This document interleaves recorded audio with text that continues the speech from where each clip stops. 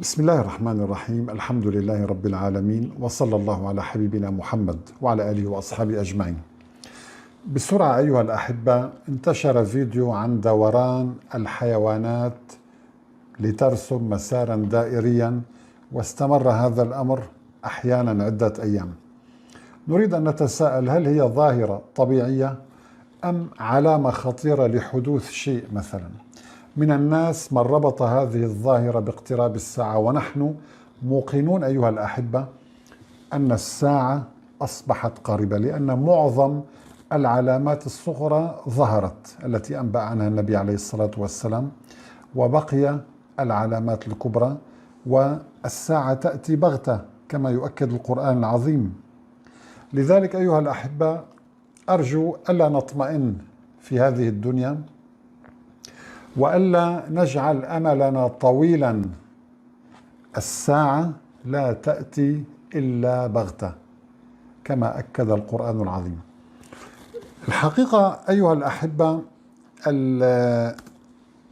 الفيديو الذي أود أن أعرضه، وربما الكثير شاهده، فيديو لأغنام تدور بشكل دائري. طبعا هذا الأمر حدث في شمال الصين مؤخرا، ولفت انتباه الباحثين والعلماء، وحاولوا أن يضعوا تفسيرا له. طبعا أيها الأحبة، مثل هذا الأمر حقيقة العلماء حتى الآن عجزوا عن إيجاد تفسير علمي.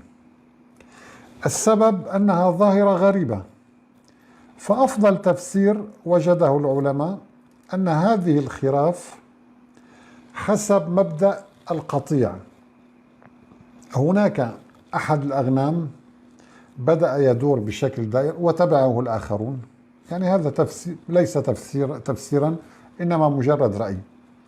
تفسير الآخر أن صاحب هذه الحظيرة حجز الأغنام لفترة طويلة، فأصيبت بالاكتئاب فبدأت تلف حول نفسها لأنه ليس لديها ما تفعله.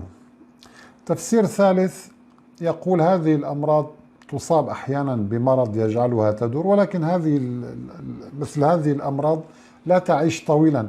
هذه الخراف بقيت كما يعني يقال أكثر من 10 أيام، بحدود 12 يوما، وهي تدور بهذه الدائرة.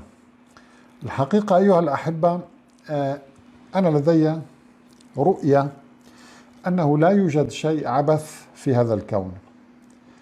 هذه الحيوانات عندما تقوم بسلوك غريب لابد من حدوث أمر أيضا غريب أو أمر خطير، لأننا نعلم أن الحيوانات تسمع الترددات المنخفضة جدا، نحن لا نسمعها. فالفيلة مثلا تسمع الترددات المنخفضة جدا التي تطلقها الأرض قبل حدوث بعض الكوارث مثل الزلازل، وبالتالي تبدأ هذه الفيلة بالركض وبالهيجان، مما يدل على حدوث زلزال أو كارثة. فدوران هذه الأغنام بهذا الشكل الغريب ربما يدل على حدوث كارثة قريبا، نحن لا نعلم. طبعا نسأل الله السلامة والعافية للجميع. أنا كنت قد نشرت مقالة قبل سنوات عن أن الضفادع تتنبأ بالزلازل. هذه الصورة هنا أيها الأحبة لعدد هائل من الضفادع هجرت مساكنها وبدأت تتجمع في منطقة بعيدة عن زلزال سيحدث بعد أيام. لاحظتم أيها الأحبة؟ لذلك هناك زلزال مدمر في الصين حدث قبل سنوات، دمر مناطق شاسعة من الأرض وأباد 100,000 إنسان وشرد مئات الآلاف. طبعا هذا إنذار من الله ونوع من العذاب ليعود البشر إلى الله سبحانه وتعالى، الذي قال: ولنذيقنهم من العذاب الأدنى دون العذاب الأكبر لعلهم يرجعون. هذا الإنذار لكل البشر أيها الأحبة. طيب، الظاهرة الغريبة التي حيرت العلماء هي نزوح عدد هائل من الضفادع قبل الزلزال بيومين، وتجمعهم أين؟ تجمعوا حقيقة في مكان آمن بعيدا عن الزلزال، ولكن هذه الظاهرة لم يكتشفها العلماء إلا بعد حدوث الزلزال وحدوث دمار هائل وعدد هائل من الضحايا. هذه المخلوقات زودها الله بأجهزة إنذار تتحسس الترددات المنخفضة جدا التي تصدر عن الأرض قبل الزلازل. يعني هذه الترددات أيها الأحبة حتى الأجهزة الدقيقة لا تقيسها، حتى أجهزة الزلازل لا تقيسها ولا تستطيع أن تتنبأ بها، ولكن بعض من هذه الحيوانات أو هذه الكائنات لديها قدرة أكبر من البشر وأكبر من الأجهزة على التنبؤ بالكوارث والزلازل، لذلك تأخذ حذرها وتبتعد عن مكان الخطر. فسبحان الله، يعني انظروا كيف أن الله عز وجل زود هذه الكائنات بقدرات هائلة. نستطيع أن نقول هذا خلق الله فأروني ماذا خلق الذين من دونه بل الظالمون في ضلال مبين. هؤلاء الظالمين يدعون أن كل شيء جاء بالمصادفة. أحبتي في الله، في الكون لا مصادفة على الإطلاق.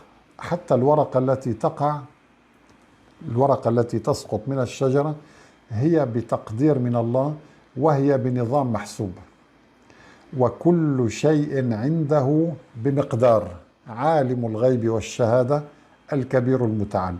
طبعا هنا أيها الأحبة بعض الحيوانات قلنا تتحسس الترددات المنخفضة التي تطلقها الأرض كمؤشر على اقتراب الزلازل. التطور العلمي الهائل بقي عاجزا أمام تحليل هذه الترددات أو معرفة ما الذي تدل عليه. سبحان الله. لذلك هنا أيها الأحبة قد يلجأ العلماء في المستقبل لاستخدام هذه الحيوانات للتنبؤ بالزلازل. ومن هنا نستطيع أن نقول للمشككين والذين يقولون لماذا خلق الله الضفادع، لماذا خلق كذا، لماذا خلق كذا، كل مخلوق مسخر لخدمتك أيها الإنسان. وسخر لكم ما في السماوات وما في الأرض جميعا منه. كل شيء مسخر لك جميعا منه، إن في ذلك لآيات لقوم يتفكرون. طبعا الطيور، الفيلة، الحيتان، الأسماك، كلها لديها قدرة على التنبؤ بالزلازل والأعاصير والكوارث الطبيعية. سبحان الله. هناك دراسة أيضا توصلت إليها الباحثة راتشل جرانت بيّنت أن سلوك الضفادع قد تبدل في منطقة الأكويلا الإيطالية عام 2009، حيث يعني لوحظ فرار هذه الضفادع من البحيرات التي كانت يعني هي المكان الطبيعي لها. بعد ذلك حدث زلزال قوي بلغ بحدود 6.3 على مقياس ريختر. يعني الظاهرة هذه لوحظت في الصين وفي إيطاليا وفي أماكن متنوعة، وبالتالي قد يكون دوران هذه الأغنام مؤشر على شيء. أنا بالنسبة لي كمؤمن أي ظاهرة أراها أخذ منها العبرة.